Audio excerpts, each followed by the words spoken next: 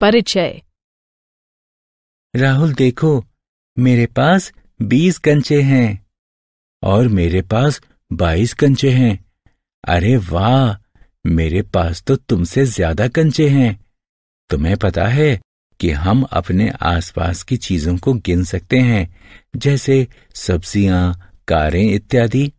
कुछ चीजें जैसे आसमान में तारों को, हमारे सिर के बालों इत्यादि को गिना नहीं जा सकता।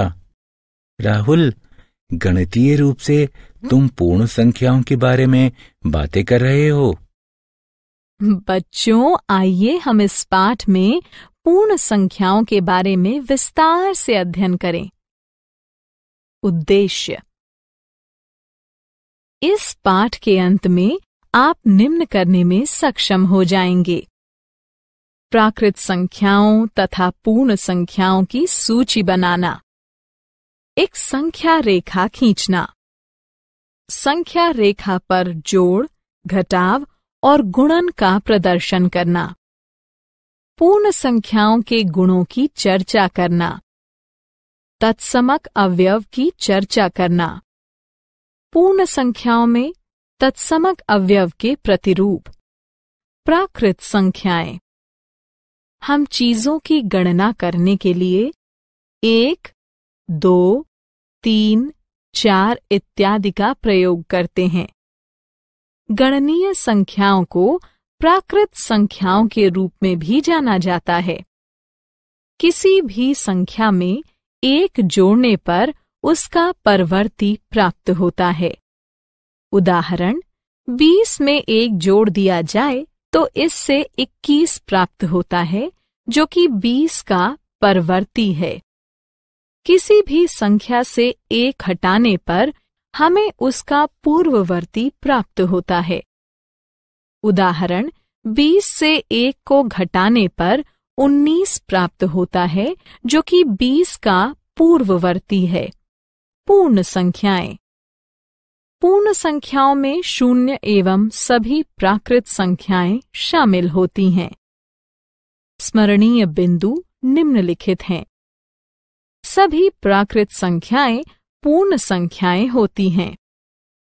सभी पूर्ण संख्याएं प्राकृत संख्याएं नहीं होती। कोई सबसे बड़ी पूर्ण संख्या नहीं होती। संख्या रेखा। संख्या रेखा पूर्ण संख्या को प्रदर्शित करने में सहायता करती है।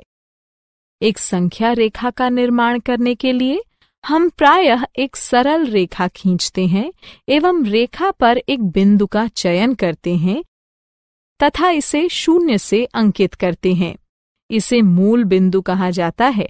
हम तत्पश्चात एक सुविधाजनक लंबाई का चयन करते हैं एवं दाईं ओर खिसकते हैं। 0 से प्रारंभ रेखा के साथ क्रमिक अंतरालों यानी हिस्सों को चिन्हित करते हैं। हम अगली पूर्ण संख्या के साथ एक नया अंतराल अंत बिंदु लेबल करते हैं। एक संख्या रेखा पर किन्हीं भी 2 क्रमिक बिंदुओं के बीच की दूरी को मात्रक दूरी कहा जाता है। संख्या रेखा पर 2 पूर्ण संख्याओं में से किसी संख्या से बड़ी संख्या उसके दाईं ओर आती है। संख्या रेखा पर संक्रियाएं। संख्या रेखा पर योग की कल्पना आसानी से की जा सकती है। आइए संख्या रेखा का प्रयोग करते हुए 3 और 4 के योग की कल्पना करते हैं। 4 + 3 ज्ञात करने के लिए पहले हम 0 से आरंभ करते हैं, फिर 4 इकाई दाईं ओर खिसकते हैं। अब हमारी स्थिति 4 पर है। फिर 4 से 3 इकाई दाईं ओर खिसकते हैं। अब हमारी स्थिति 7 पर है। इस प्रकार 4 + 3 = 7 प्राप्त करते हैं। 2 पूर्ण संख्याओं को घटाने पर जितना घटाना होता है उतना स्थान बाईं ओर खिसकते हैं। मान लीजिए कि 2 पूर्ण संख्याओं का योगफल 11 है एवं 11 में से हम 4 घटा देते हैं। हमारी कल्पना में सहायता के लिए हम संख्या रेखा का प्रयोग करते हुए देखते हैं कि यदि हमारी स्थिति 11 पर है एवं हम 4 इकाई बाईं ओर खिसकते हैं तथा इस प्रकार हम 4 इकाई हटा देते हैं, तब हमारी स्थिति 7 पर होगी। इस प्रकार जब हम 11 इकाइयों में 4 इकाई घटा देते हैं तब 7 इकाई शेष बचती हैं। गुणन का तात्पर्य है निर्दिष्ट इकाइयों की बहुबार उम्मीद करते हुए दाईं तरफ खिसकना।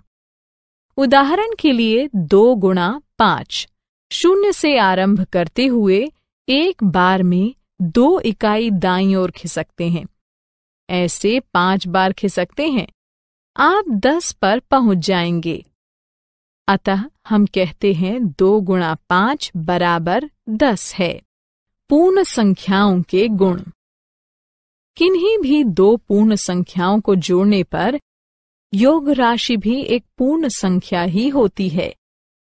किन्हीं भी 2 पूर्ण संख्याओं का गुणा करने पर गुणनफल भी एक पूर्ण संख्या ही होता है। यदि किन्हीं भी 3 पूर्ण संख्याओं को जोड़ा जा रहा है, तब यदि प्रथम 2 को पहले जोड़ दिया जाए एवं उनके योगफल में तीसरी संख्या को जोड़ दिया जाए अथवा दूसरी 2 संख्याओं को पहले जोड़ दिया जाए एवं उनके योगफल में पहली संख्या को जोड़ दिया जाए, तब उनका योगफल वही पूर्ण संख्या ही होगा। यदि किन्हीं भी 3 पूर्ण संख्याओं का गुणा किया जा रहा है, तब यदि प्रथम 2 संख्याओं का गुणा पहले कर दिया जाए एवं फिर उनके गुणनफल में तीसरी संख्या का गुणा दिया जाए अथवा दूसरी 2 संख्याओं का गुणा पहले कर दिया जाए एवं उनके गुणनफल में पहली संख्या का गुणा कर दिया जाए, तब उनका गुणनफल वही पूर्ण संख्या ही होगा। यदि 2 पूर्ण संख्याओं को किसी भी क्रम में जोड़ा जाता है, तब उनका योगफल अपरिवर्तित होता है। यदि 2 पूर्ण संख्याओं को किसी भी क्रम में गुणा किया जाता है, तब उनका गुणनफल अपरिवर्तित होता है। वितरण गुण यह बताता है कि 2 संख्याओं के एक योगफल से किसी संख्या के गुणन से वही परिणाम हासिल होता है जो प्रत्येक योज्यों का गुणन करके एवं तत्पश्चात उन गुणन को जोड़ने से प्राप्त होता है।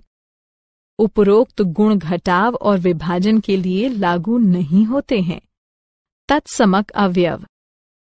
पूर्ण संख्या 0 को योगात्मक तत्समक अवयव कहा जाता है, क्योंकि जब इसे किसी पूर्ण संख्या से जोड़ा जाता है तब योगफल उस पूर्ण संख्या के समरूप होता है।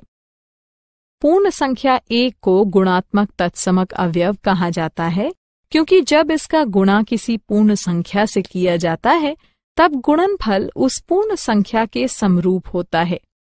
पूर्ण संख्याओं में प्रतिरूप। संख्याओं को डॉट्स के उपयोग से कुछ सरल आकृतियों में व्यवस्थित किया जा सकता है। आकृतियां निम्नलिखित हो सकती हैं। रेखा। प्रत्येक संख्या को एक रेखा के रूप में व्यवस्थित किया जा सकता है। उदाहरण के लिए संख्या 4 और 7 की आकृति देखें। वर्ग। कुछ संख्याओं को वर्ग के रूप में व्यवस्थित किया जा सकता है। उदाहरण के लिए संख्या 4 और 9 की आकृति देखें। आयत। कुछ संख्याओं को आयतों के रूप में व्यवस्थित किया जा सकता है। आयत एक क्षैतिज या ऊर्ध्वाधर आकृति हो सकते हैं। उदाहरण के लिए संख्या 6 और 8 की आकृति देखें।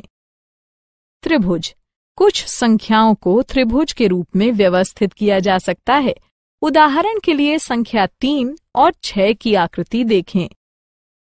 कभी कभी कुछ प्रतिरूपों को पूर्ण संख्याओं में देखा जाता है, जो गणना प्रक्रिया को सरल बनाने में सहायता करते हैं। उदाहरण के लिए निम्नलिखित समीकरणों को देखें। आइए कुछ और समीकरणों पर नजर डालते हैं। अब एक और उदाहरण को देखते हैं। सारांश।